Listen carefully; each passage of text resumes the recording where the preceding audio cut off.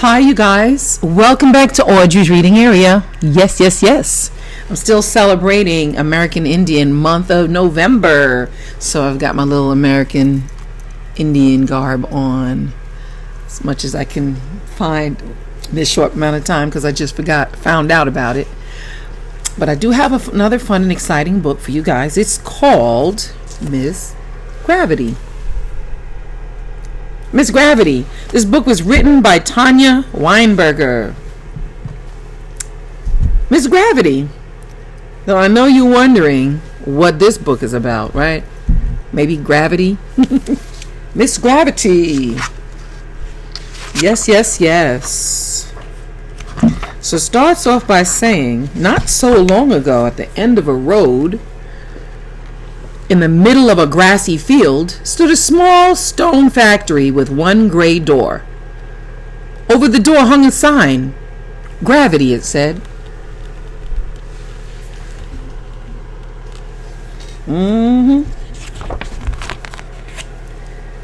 Gravity. Inside the factory, though no one had seen it for a long, long time, was a wonderful and weird machine with lots of gears and pulleys and little dials and transistors and lights and batteries and parts that moved up and down and back and forth and round and around. All day and all night, the great machine inside the small stone factory with one grain door roared and grumbled, creaked and squeaked, hummed and hiccuped, clunked and clanked. Many years ago, a small girl came to the end of the road to play in the grassy field around the small stone factory and search for bugs and snakes and butterflies. Well, I think I found one butterfly. Seeing that the gray door was open a crack, and being curious as all children are, she entered.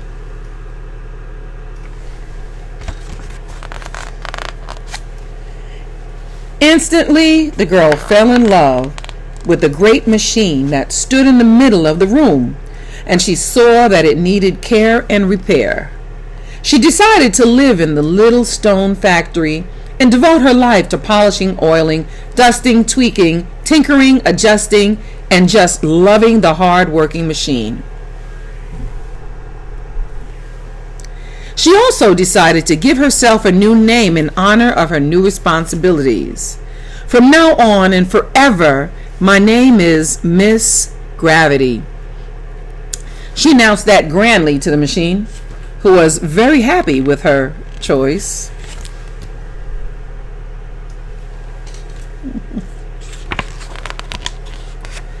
Years passed and Miss Gravity grew older, and like any human, Miss Gravity needed food and friendship. So once a week she would walk to the village at the other end of the road. It was a long walk, and sometimes all that walking made her feet hurt. But the villagers thought her strange, for she did not live her life as they did. They would not speak to her. They would not even say hello to her when she spoke to them. Miss Gravity believed that they were all afraid of anyone who was different, and maybe they were lazy and didn't use their brains.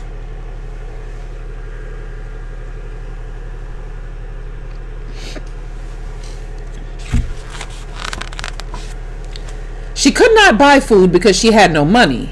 She ate only what she could grow in her own little garden behind the factory. Tomatoes and okra mostly. She didn't really mind eating mostly tomatoes and okra, but she dreamed occasionally of ice cream, potato chips, and cheddar cheese. Every week, she would go into the grocery store and say to the grocer, "Mr. Grocer, I need some food, but I have no money. However, I work very hard every day tending the great machine in the gravity factor at the other end of the road. That must be worth something to you and the other village people.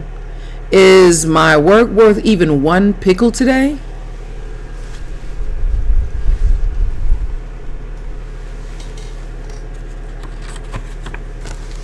You think it's worth one pickle?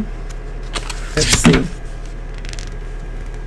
What do we care about your foolish machine in the little stone building with one great door at the end of the road? I will not give you a pickle or anything at all, for your work does not matter to me or to anyone else. Go away, strange old woman.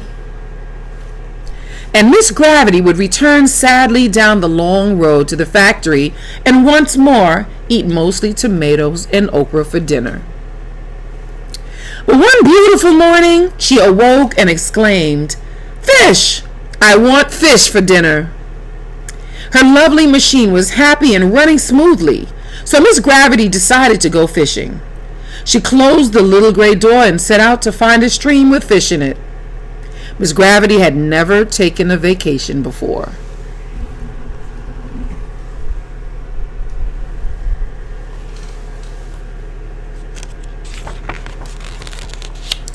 Realizing that they had the place to themselves, a pair of mice who lived under the floor of the factory came out to play.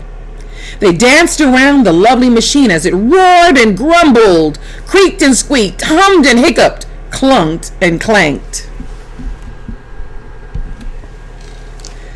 Without meaning any harm, one of the mice tripped over the machine's cord and pulled the plug right out of the socket. The great machine let out a huge groan, then trembled, clanked once, and stopped. The room was silent. Frightened, the mice ran away. So let's get this little mouse, to run away, because he ran away. Night fell. Mrs. Gravity happily toasted her dinner over her campfire under a beautiful starry sky. Strange things began to happen in the village at the other end of the road.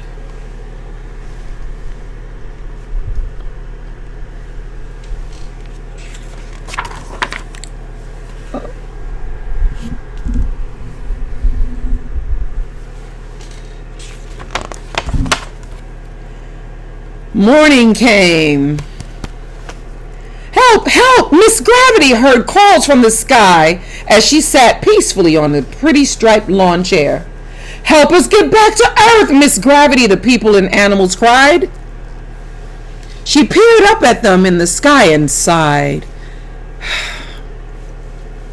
Why do you ask for me? Why do you ask me for help?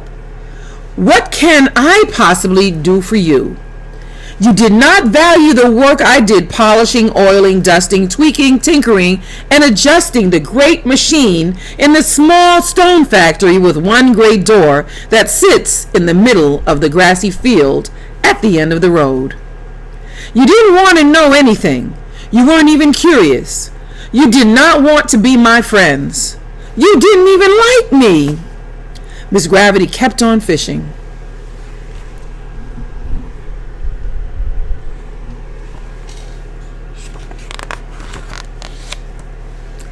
But we thought it was you who didn't like us because you chose to live at the other end of the road instead of in the village with us.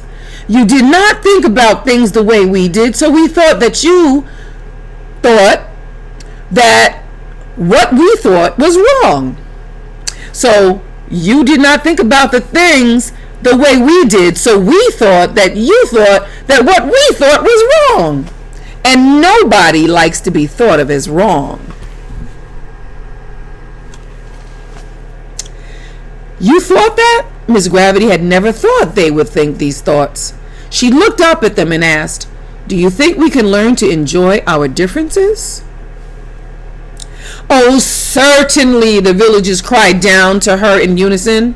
"Let's all sit down together and talk so that we can get to know each other better. We see now that you must be very wise indeed, for you are sitting on a pretty striped lawn chair, happily fishing for your dinner, while we are floating far away into space where it is very cold. We have much to learn from you."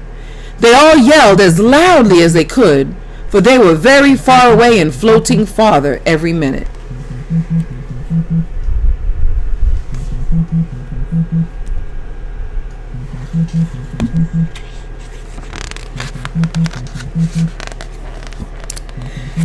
Including good manners, added one small girl shyly, and they all yelled together.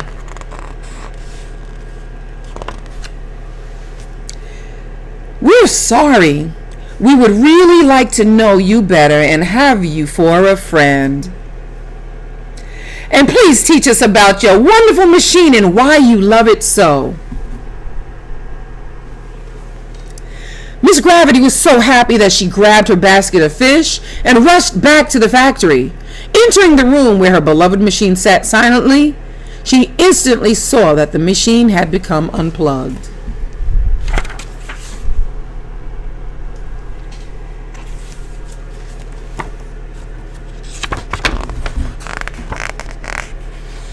The small footprints in the dust told her who had done the deed. She grabbed the plug and pushed it into the wall socket, and immediately the happy sounds of roaring and grumbling and creaking and squeaking and humming and hiccuping, clunking and clanking resumed. And from outside came the noises of great clumps of stuff crashing and bouncing on the ground. Miss Gravity rushed to the door and looked outside and saw all the villagers and animals and all the other stuff falling back to Earth from space into the grassy field around the factory.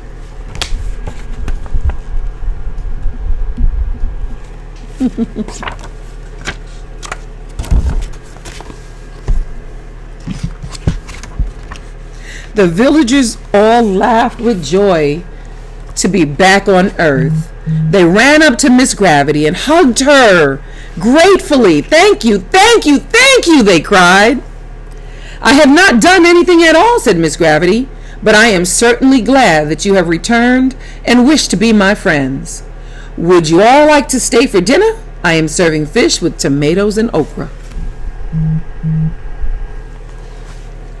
That night, they all feasted inside the little factory on fish and tomato and okra, and ice cream and pickles and potato chips and cheeses and peanut butter and jelly beans and apple pie and soda pop and deviled eggs and weenies and pancakes and pizza and turkey and watermelon and mashed potatoes and peas and chocolate cake.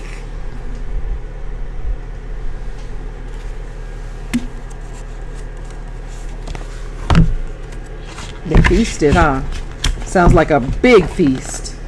For the villagers had all brought special food for Miss Gravity. This was a day for celebration and friendship. And from that day on, Miss Gravity got all the food she wanted from the people in the village, for they believed now that she was their friend and that her work in the little factory was very important.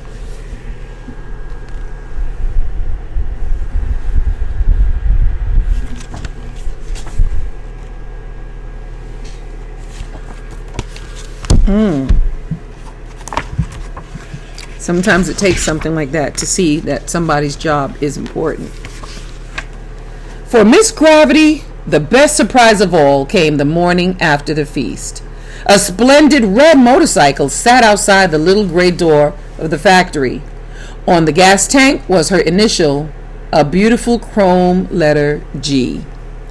She climbed on the splendid red motorcycle and roared grandly down the road to the village for a...